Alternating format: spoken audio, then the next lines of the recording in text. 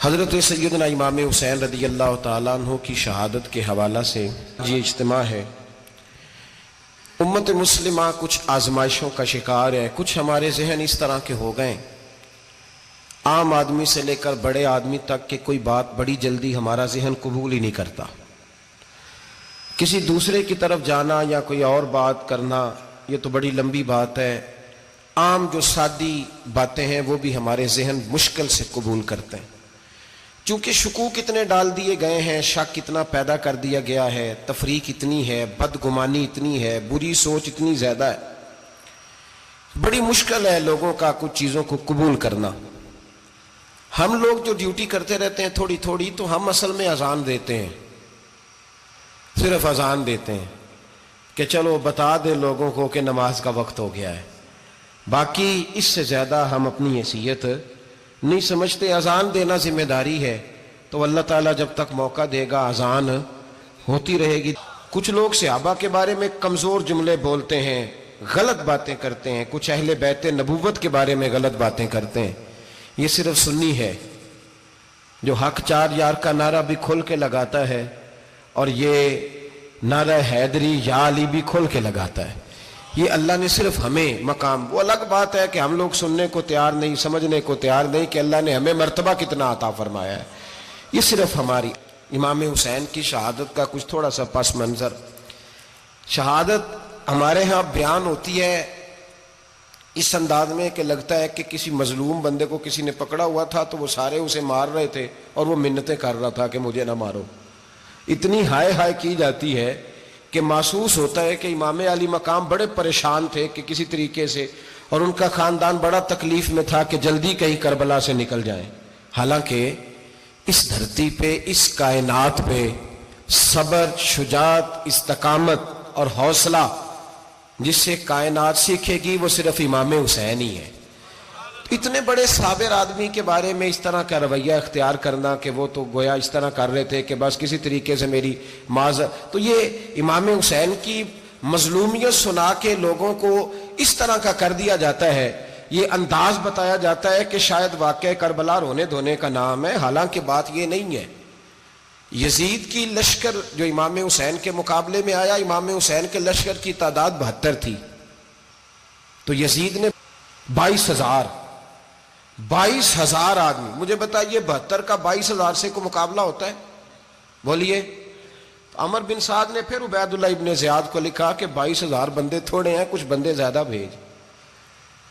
تو عمر بن سعد کو عبید اللہ ابن زیاد کہنے لگے کہ تو پاگل تو نہیں ہو گیا، 72 کے لشکر کا 22,000 بھیجا، اور کتنا بھیجوں؟ تو اس نے کہا تمہیں یہ نہیں پتا یہ لوگ کون ہیں؟ یہ مولا علی شیر خدا کی اولاد ہے، ان میں ایک ایک شخص ایسا ہے جو 1,000 کے مقابلے میں لڑنا جانتا ہے۔ تو یہاں کمزوری دکھائی جاتی ہے، ہمارے بچے سمجھنے لگے ہیں کہ یہ شاید کوئی ایسی داستان ہے، اور اس طرح کا ماحول ٹی وی پہ میں دیکھ رہا تھا، اس طرح کا ماحول بنایا جاتا ہے جیسے کوئی خوف ہے، یعنی واقع کربلا کوئی ایسا واقعہ جسے دیکھ کے خوف طاری ہو جائے، بچے راتوں کو ڈرے، وہ اکیلے درخت دکھائے جا رہے ہیں اور تیر دکھائے جا رہے ہیں۔ او یار کیا قوم کی تربیت کر رہے ہیں؟ واقعہ کربلا حوصلے کا نام ہے، دلیری کا نام ہے۔ سنیں بات اصل میں کیا تھی، بڑے ٹھنڈے دماغ سے میری بات کو سمجھیے گا۔ حضرت مولا علی شیر خدا کے بعد مسلمانوں کے متفقہ امیر بنے تھے حضرت امیر معاویہ۔ انہیں امیر کس نے بنایا تھا؟ امام حسن نے، حضرت علی کے بڑے صاحبزادے۔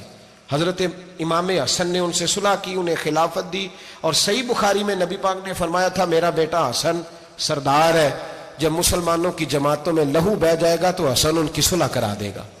وہ صلح امام حسن نے کرائی، جناب امیر معاویہ امیر بن گئے۔ حضرت امیر معاویہ رضی اللہ تعالیٰ عنہ بڑا پیار کرتے تھے نبی پاک سے، بڑا احترام کرتے تھے حضور کے خاندان کا۔ ان کی جو اجتہادی خطائیں ہیں وہ اپنی جگہ پہ موجود ہیں، چونکہ امام حسن نے ان سے صلح کر لی، لہذا ہم بھی ان کے بارے میں کوئی جملہ کہنے کے مجاز، ہماری مجبوری امام حسن ہے، اس لیے کہ جسے امام حسن صحیح کہے پھر امام حسن کے ماننے والے کو اسے غلط نہیں کہنا چاہیے۔ حضرت امیر معاویہ رضی اللہ تعالیٰ عنہ کا جب وصال ہوا تو حضرت امام حسن پہلے ہی ان سے وصال کر گئے، آپ کو زہر دے دیا گیا، آپ شہید ہو گئے۔ امام حسین موجود تھے، تو یزید کے بارے میں لوگوں نے کہا جناب امیر معاویہ سے کہ یہ ٹھیک ہے، مناسب ہے، اور بہادر ہے، دلیر ہے. وہ جو ہوتے ہیں نا خوش آمدی ٹولہ، ہمارے ملک میں جو اچھی خوشامد کرے اسے اچھی وزارت ملتی ہے، اچھی وزارت اسے دیتے ہیں. جو ذرا صحیح بدتمیز بھی ہو اور صحیح وکالت کرنے والا اسے وزارت صحیح دیتے ہیں. تو حضرت امیر معاویہ کے گرد بھی کچھ ایسے لوگ تھے، انہوں نے آپ سے کہا کہ یزید کو نامزد کر دیں. تو آپ نے یزید کو بلایا، حوالہ مجھ سے دیکھ لیجئے گا. بلا کے فرمایا کہ 3 بندوں کے سامنے اپنی خلافت پیش کرنا، اگر وہ تجھے مان جائیں تو امیر بن جانا، نہ مانے تو چپ کر کے گھر بیٹھ جانا.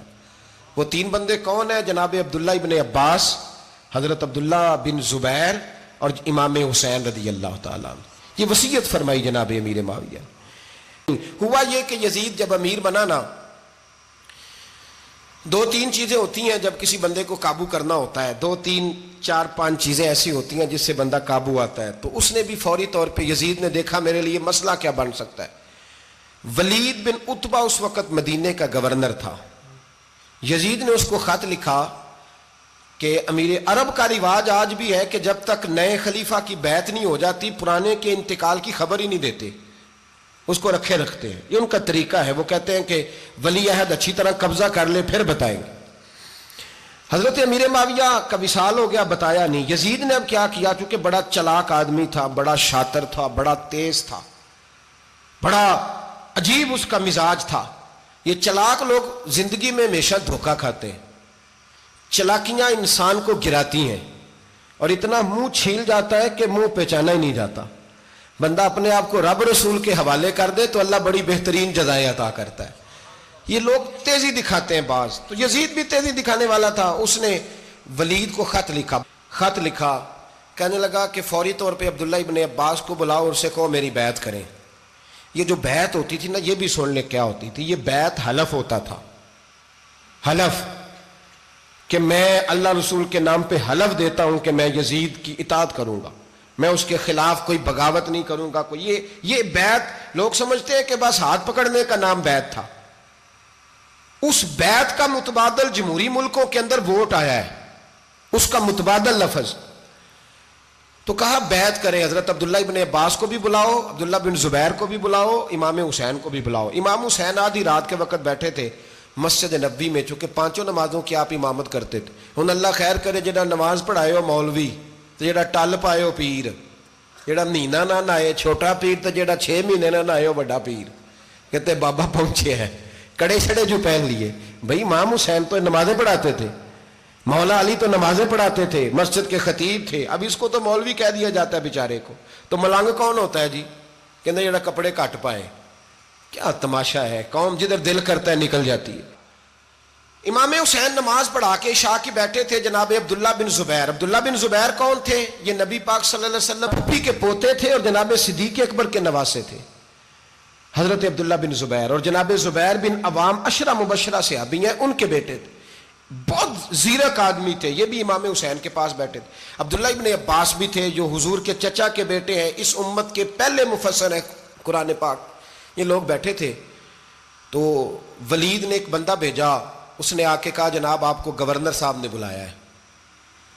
تو عبداللہ بن زبیر کہنے لگے حسین اس وقت بلانے کی بات سمجھ میں نہیں آئی. تو امام حسین بڑے بصیرت والے تھے، اللہ نے بصیرت دی تھی. کہنے لگے عبداللہ آپ کو سمجھ نہیں آئی، مجھے سمجھ آ گئی ہے، امیر معاویہ وصال کر گئے اور یہ ہمیں جو بلایا گیا ہے نا، یہ یزید کی بیعت کے لیے بلایا گیا ہے. تو کہا پھر آپ آدھی رات کو نہ جائیں، آپ کے لیے خطرہ ہوگا. تو امام حسین فرمانے لگے خطرہ حسین کو نہیں ہوتا، حسین کو خطرہ نہیں. کہا پھر بھی آپ مہربانی کریں ذرا احتیاط سے جائیں. تو جناب عبداللہ ابن زبیر نے، عبداللہ ابن عباس نے 14 بندے نیزے دے کے، تلواریں دے کے امام حسین کے ساتھ بھیجے اور کہا کہ امام حسین اگر اس نے کوئی غلط ملت بات کی نا، زبردستی بیعت کرنے کا کہا، تو آپ بس کوئی ایک بات اونچی آواز میں کر دینا، یہ سپاہی پیچھے آ جائیں گے. امام حسین ان 14 بندوں کو لے کے گورنر ہاؤس پہنچ گئے. جب آپ وہاں پہنچے اس نے بتایا، اس نے کہا جی حضرت امیر معاویہ انتقال کر گئے اور آپ نے یزید کی بیعت کرنی ہے. تو امام حسین فرمانے لگے میں چھپ کے بیعت نہیں کروں گا. مجمع لگاؤ، جمعے والے دن اعلان کرو. جو طریقہ ہے حضرت ابو بکر صدیق کا، جو طریقہ ہے حضرت عمر فاروق کا، جو انداز حضرت عثمان غنی کا ہے، جو مولا علی کا ہے، سر عام اعلان کرو. اگر ساری دنیا یزید کی بیعت کرے گی تو میں بھی تیار ہوں. تم مجھ سے بیعت لے کے پھر لوگوں کو بتانا چاہتے ہو کہ حسین بیعت کر رہے ہیں تو تم کیوں نہیں کر رہے؟ میں عام آدمی نہیں ہوں لہذا چھپ کے بیعت نہیں کرتا. جب یہ بات کی نا تو ولید بڑا نرم دل تھا اور امام حسین کی شان کو جانتا تھا. وہ جانتا تھا یہ نبی پاک کا خاندان ہے. اس نے کہا جی مجھے تو حکم تھا، باقی آپ حضور کے نواسے ہیں، میں کر کچھ. وہاں ایک بڑا بدبخت شخص بیٹھا تھا، عبد الملک بن مروان.